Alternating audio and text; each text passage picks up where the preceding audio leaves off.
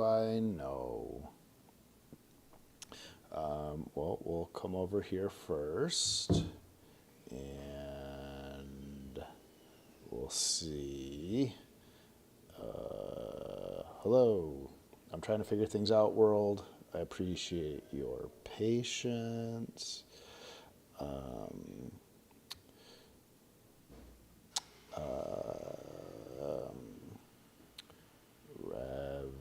Revolution today. We're following. Hey, I'm live. Oh, that's so cool. Um, and I can hear myself over there. So, what does it look like to be live over here? I'm going to find out. Hi, Bess. Hi, Candelaria Bonita. I am here to discuss Revolution today and your own self interest. And I'm just getting started. So please welcome. I look forward to your questions, comments. Um, and I guess I am my one own viewer. What am I trying to do? I'm trying to open up TikTok on my phone to see what this looks like. And we're getting there. And hold on, hold on. Oh, there it is, Revolution today. So it is at that angle. Hello, Krema. Hello, Kashim. Um, and I'm going to check a couple of things here. Um, yep, we are live over there. Oh, this is very cool. And there's one more place to check. So I'm at 16 by 9. I hope that's not a problem. Oh, you can go full screen. And there was one other button I wanted to check. And it does say that this person is live. So let's check. How do we check? Live, home. Hey, we're everywhere. And I can hear myself. So that's totally cool. Um, well, welcome. And my name is Lauren Collin, and you are joining Revolution today. We are here to change potentially how Americans interact with each other and how we live together. And I want to make this a journey with all of you. This is as much about me as it is you. So live is not eligible because okay, your live is not eligible for recommendation and restricted because it may contain unoriginal or reproduced content. Okay, I guess we'll appeal. I don't know why. I am original. I am just myself. We are here to discuss, the future of the United States of America and what we can do to have our own self interest. So, why am I doing Revolution today? I am doing Revolution today because I want maximum liberty for myself. And in order to gain maximum liberty for myself, each and every one of you in the United States of America needs to enjoy maximum liberty. And so I have ideas on how we can do that. And the plan is to hear from you about what those ideas can be.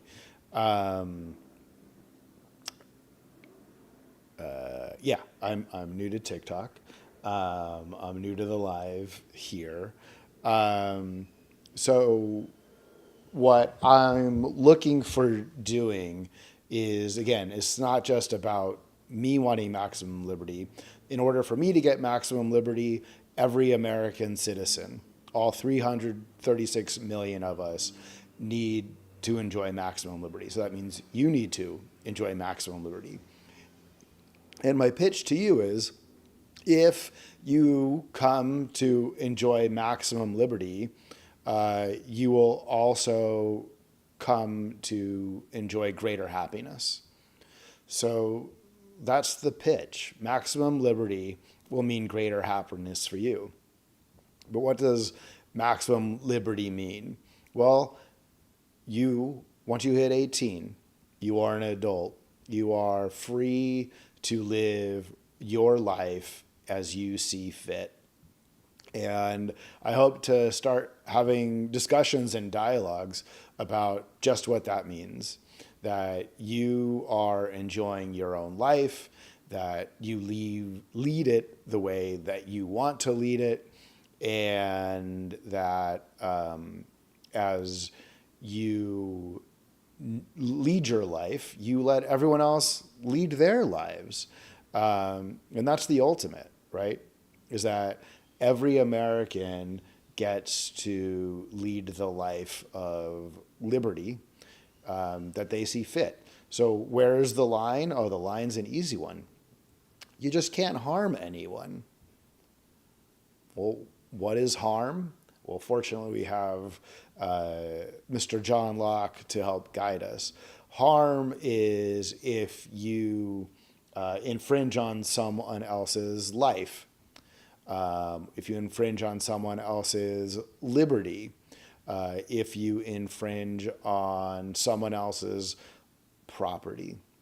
Short of that, you are free to live your life however you see fit. And that's the beauty. And that's what I'm going to pitch. And it has not just this cultural change that I'm looking for, hoping to inspire, but that this cultural change then leads to political change. And that's kind of going to be the theme of Revolution Today going forward. There's really going to be three parts.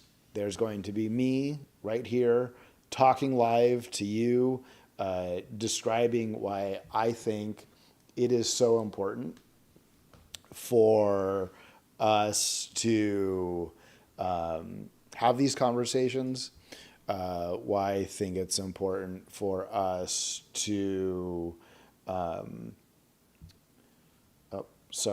trying to do two things at once. Why it's important that we have these conversations and have the dialogue, again, around what is liberty, what does it mean to you? If you buy into the idea of liberty, what do you get into exchange, which I believe is happiness, which I think we don't really value. I don't think we talk about that much in the United States in my lifetime.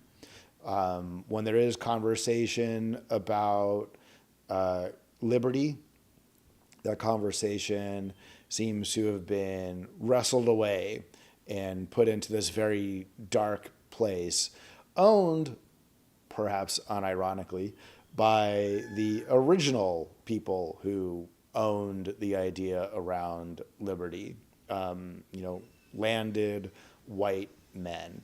And my argument is that true liberty is liberty for each and every one of us, no matter where you're from, no matter your background, no matter how you got here. Liberty is for all of us. So that'll be one thing that we will be doing. We'll be discussing liberty. The other thing that I'm looking forward to discussing with all of you is policy changes. So how do we change the government of the United States to give ourselves maximum liberty? And there's a few things, starting with an affirmative right to vote. Believe it or not, we do not have an affirmative right to vote in the Constitution of the United States of America. And I think we need to change that. So there's other political things around voting and how we vote. There's also changing taxes. Right now, we have a absolutely regressive tax system that does not benefit the vast majority of us in the United States of America. The tax system is solely designed and really only supports billionaires and millionaires and multi-millionaires. Did you know that there are 400 billionaires? That's it. Just 400 billionaires. And they're telling us what to do. And my argument is we don't have to have them telling us what to do. That we can, on our own, leave the parties, bypass the parties, stop listening to billionaire propaganda. And once we pass, listening to billionaire propaganda, the propaganda of the media, the propaganda of the two parties, at that point, we can take on our own individual self-interest. And that's what I'm pitching to you, is that your own individual self-interest would lead to a new way of taxing ourselves, a tax based on actual liberty, based on the principle of market economics, not utopia, not a Christian utopia, not a socialist communist utopia, nor oligarchy, nor the corporatism that we live under today. And so we're going to talk some brass tacks tax, TACKS, about taxes, and that high taxes is not socialism. Socialism is a real thing. Socialism is, in theory, according to Marx, right? It is the transition to communism. But either way, that transition is the workers owning the means of production. But if you barely pull off the lid of Marxism, which in general is socialism and communism, it squashes the individual. There is no room for the individual. There is no room for liberty under socialism and communism. And if a socialist or a communist starts telling you that this is actual liberty, they're lying to you. No, Marx is very clear that he doesn't care about the individual. He thinks at the end of the day, all individuals should be the same. For me, and true believers in liberty, the individual is the most important. You leading your life however you see fit, with the ups, with the downs, with nothing guaranteed. But to have a society that believes that you will have all the opportunity to fail and all the opportunity to succeed. That also does not mean that, you can't pay really high taxes. And we're going to talk about how liberty and a tax plan for real liberty would include really high taxes on the wealthiest. And we all pay our share, but it is the wealthiest that will find that they're paying the bulk, because that is actual liberty, that you pay based on what you get back from the government. And the wealthiest, well, they get the most back. They should pay the most.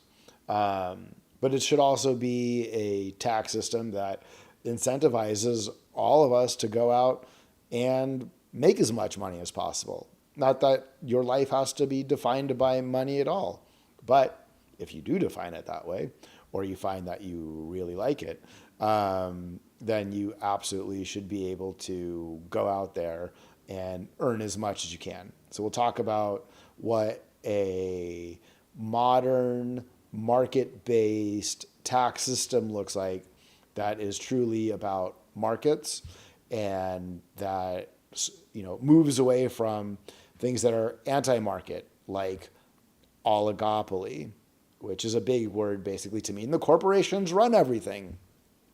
So today we have oligopoly, corporations run everything, billionaires run everything, and monopoly.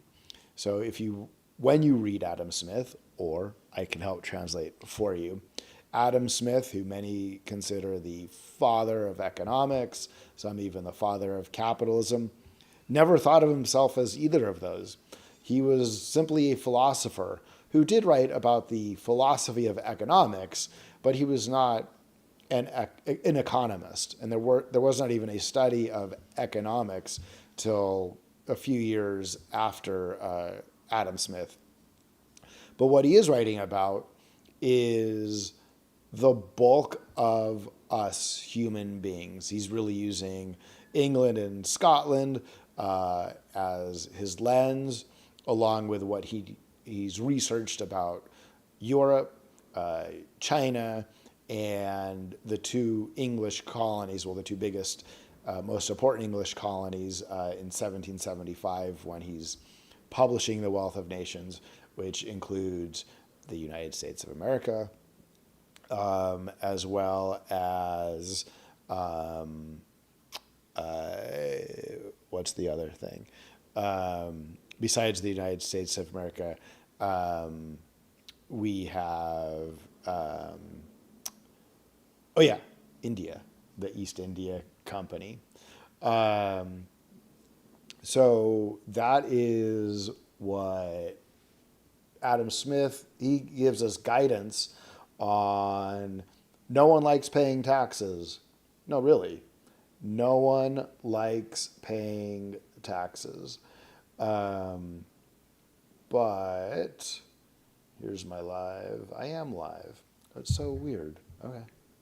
We're doing this differently. We're just trying to learn.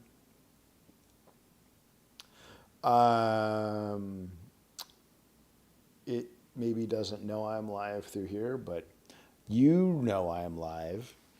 And Curvy Conversations, thank you for joining me. And at the moment, no other, what are those things called? Let's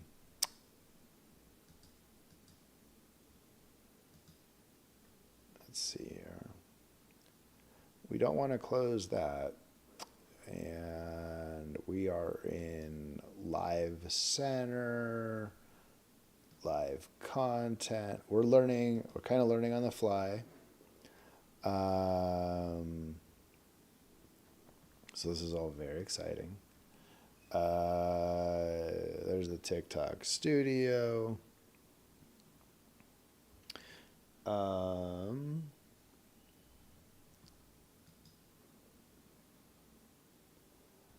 I guess at another time I will be able to add the store. But maybe we can figure that out here. Or not. This might be too hard. Okay. We're going to keep getting better at this, people. We are going to keep getting better. So let's come back to monitor the Live Center. Download Live Studio. Oh, that's got a lot going on. Ooh, let's try that. So in addition to the to going live and talking to you all about liberty, we were talking about the three parts: liberty, the changes to the law, right? So an affirmative right to vote, other things around how we can make our representative democracy more representative of the people. Got lots of ideas, excited to share. A tax plan, that's a tax plan based on actual liberty, and more to share on that. And then criminal justice reform, again, based on the idea of liberty. So yes, as we talk again about the ideals of liberty, as long as you're not harming anyone, you should be able to do whatever it is you want, including harming yourself. But as long as you're not harming anyone else, then there's no law that makes sense that you could be breaking. On the other hand, there are laws that you could be breaking that I think we do a decent job of. Again, if you take away someone's life, if you take away someone's liberty, if you take someone's property. So where does the justice reform come in? All those vice laws that we have that are anti-liberty, laws that make it illegal to purchase drugs, laws that regulate prostitution, even polygamy. If you are a true believer in liberty, then these things shouldn't bother you. And even if you're not a believer in liberty, they shouldn't bother you. And why do I say that? Because ultimately, the best part about maximum liberty is that if you are religious, you will be able to practice your religion in any way you see fit. And that's the idea. Everybody gets to live their life, and nobody gets to erase anyone, and no one gets erased. And it's okay. It's okay to be very religious. And while you might interpret your religion, we'll say, as anti-gay, and I don't agree with that. I think every human being should just be able to live their life, but you're going to disagree, fine.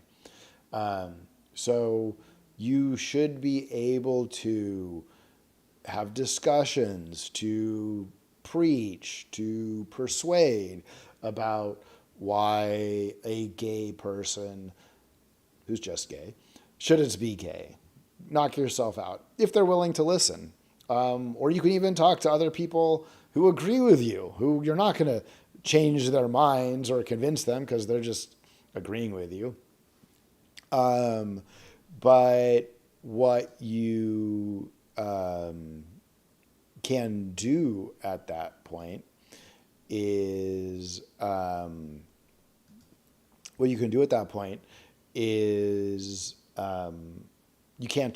we wouldn't change our laws, right? We wouldn't have laws that make it a crime to be gay, just like there are no crimes to practice your religion. So we take freedom of thought really to heart here. And I'm going to argue for your freedom of thought, while I also will argue against you why some of your thoughts I might find evil or troublesome, certainly not for liberty. And you can find that liberty is really where it's at. And that's what I hope to change.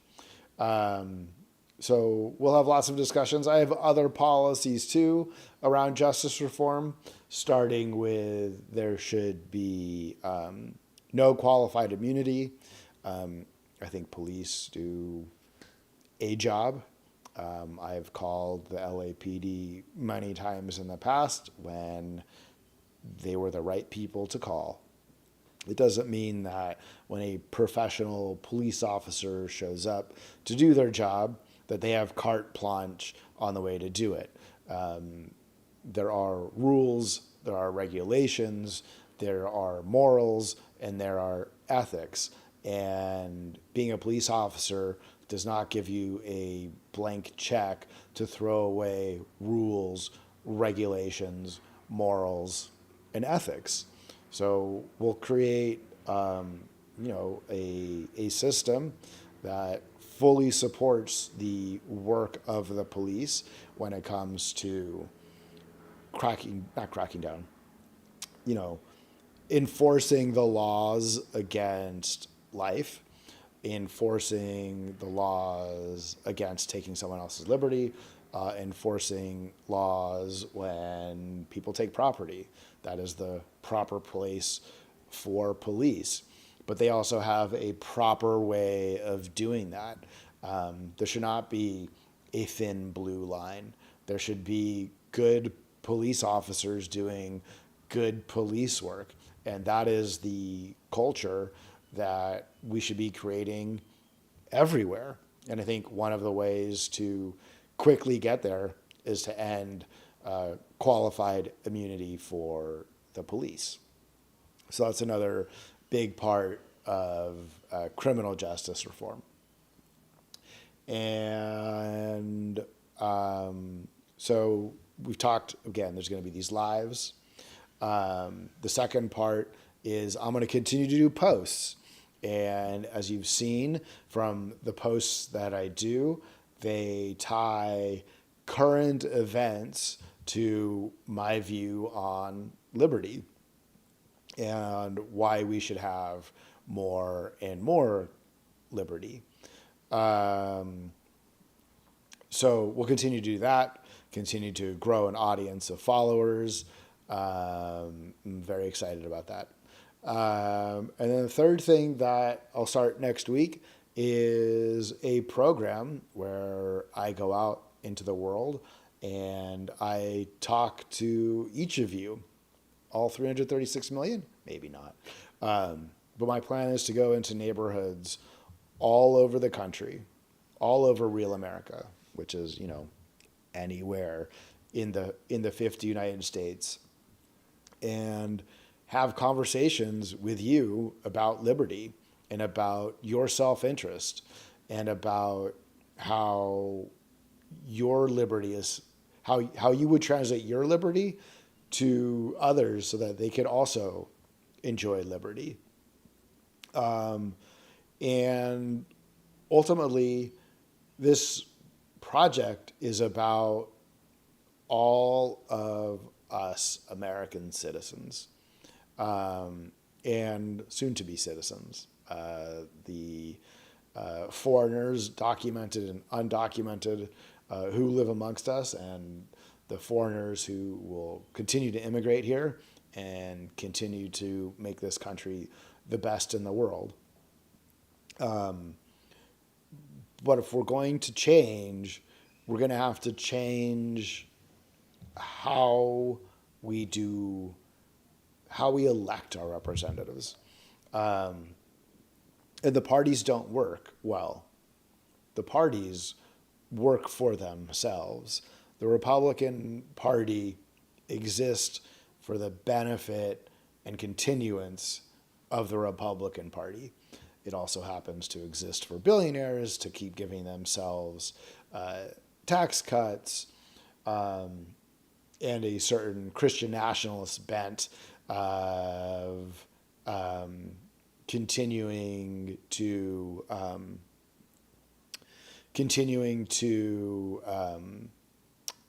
what's the word I was looking for? To create, a white America, which I'm not really cool with that.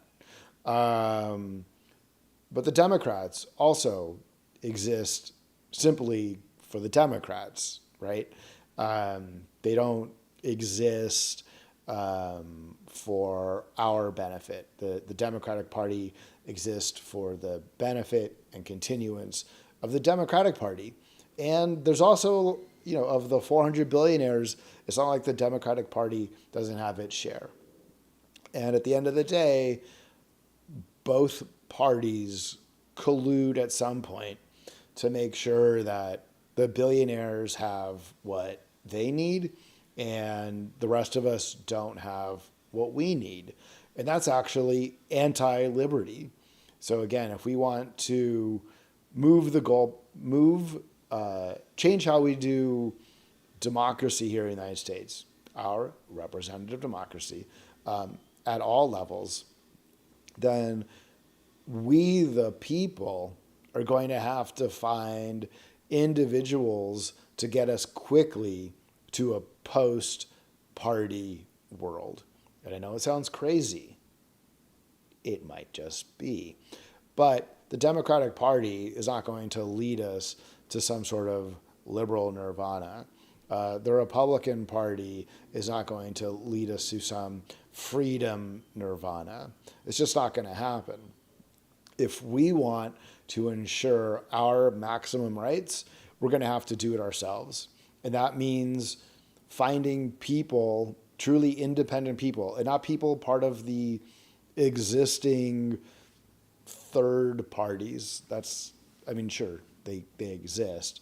No, but a real people movement, real true independents who are going to go into your community and you stand up and you make the argument for maximum liberty and the benefit to everyone in that community of receiving, of earning, of having the opportunity to achieve more happiness in their life. So that's what we want to do. So I will be having these conversations, and they'll be here on all of these different channels, and hopefully it becomes a movement. So today, that introduction, and all of my non-viewers. Hello, all of my non-viewers. Curvy Conversations, are you the moderator? Apparently you're still here. Oh, or am I talking to myself? It's okay, I've done worse. I have one viewer. I am my one viewer.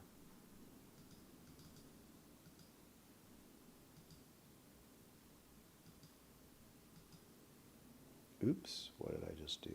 Oh, I went to the live dashboard, but we were already in the live dashboard.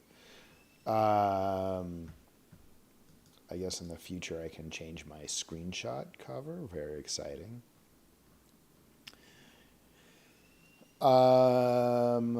What else? Let's see. If you go home into the TikTok studio, it doesn't seem to know that I'm live. Oh, that's cool. Live Center knows I'm live, kind of. Live Center monitor. Gotcha. Interesting.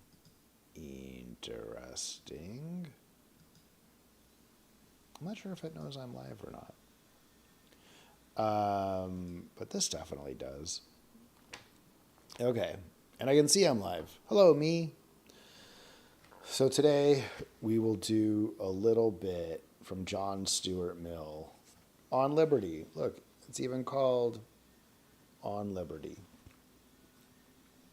So Mill was an English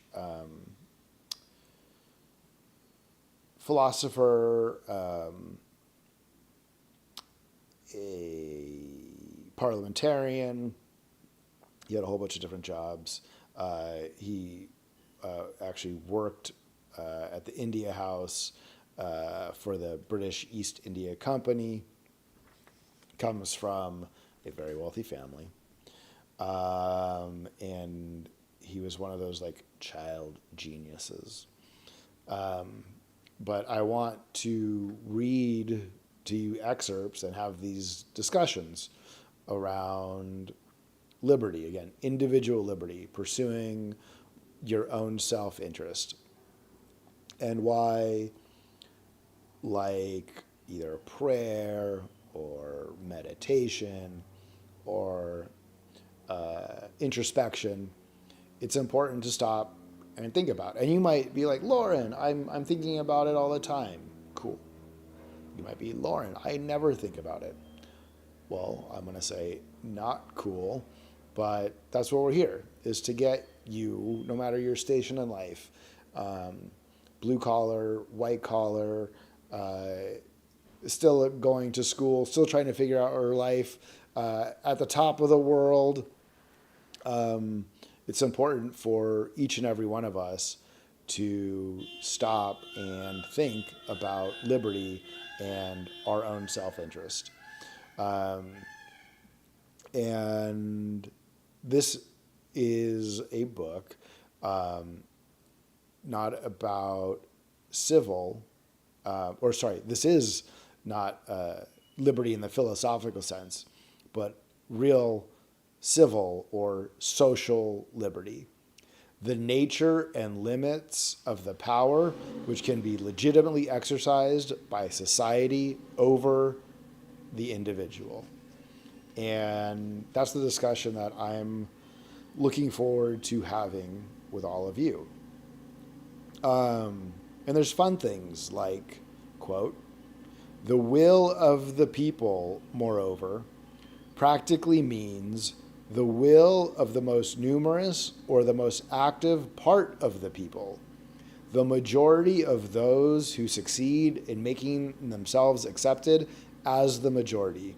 The people, consequently, may desire to oppress a part of their number, and precautions are as much needed against this as against any abuse of power. The limitation, therefore, of the power of government over individuals loses none of its importance when the holders of power are regularly accountable to the community, that is, to the strongest party therein, end quote. So, again, liberty doesn't necessarily come from the rule of the majority, nor does it come from the tyranny of the minority, which we have right now. But the check should be that we should all have maximum liberty to live our life as we see fit. And it shouldn't be up to the to what the people of the day feel is right? It shouldn't be, oh, well, because the Democrats are a majority, then we get these certain rights. Oh, because the Republicans are a majority, we get these certain other rights. No, our rights are universal. Our liberty is universal. And that's the conversation that ultimately I want to have, and see if we can get some agreement about how universal I think it is. And so Mill goes on, quote, protection, therefore, against the tyranny of the magistrate is not enough. There needs protection also against the tyranny of the prevailing opinion and feeling, against the tendency of society to impose by other means than civil penalties, its own ideas and practices as rules of conduct on those who dissent from them, to fetter the development and, if possibly, prevent the formation of any individuality not in harmony with its ways, and compel all characters to fashion themselves upon the model of its own. There is no limit to the legitimate interference of collective opinion with individual independence. And to find that limit and maintain it against encroachment is as indispensable to a good condition of human affairs as protection against political despotism. So there you go, a philosopher's view on why we have to look towards more of a universal definition of liberty, and why we owe it to each other to fight for that universal liberty. I'm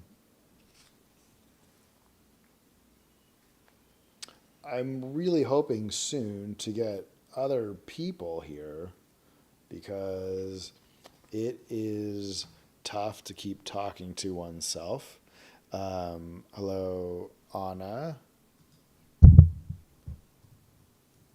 I guess we can always type back. Hello. Um,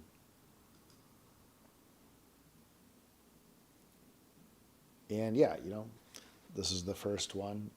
Well, technically, we've been on a couple other platforms before, but this is our first time going to many, many platforms.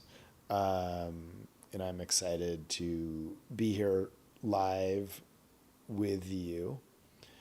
Um, let's see, what else do we have here? Yep, there it is.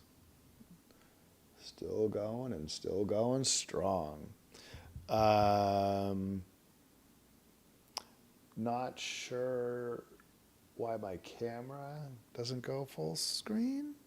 We'll fix that. So maybe that is it for this first live. And we'll come back for more.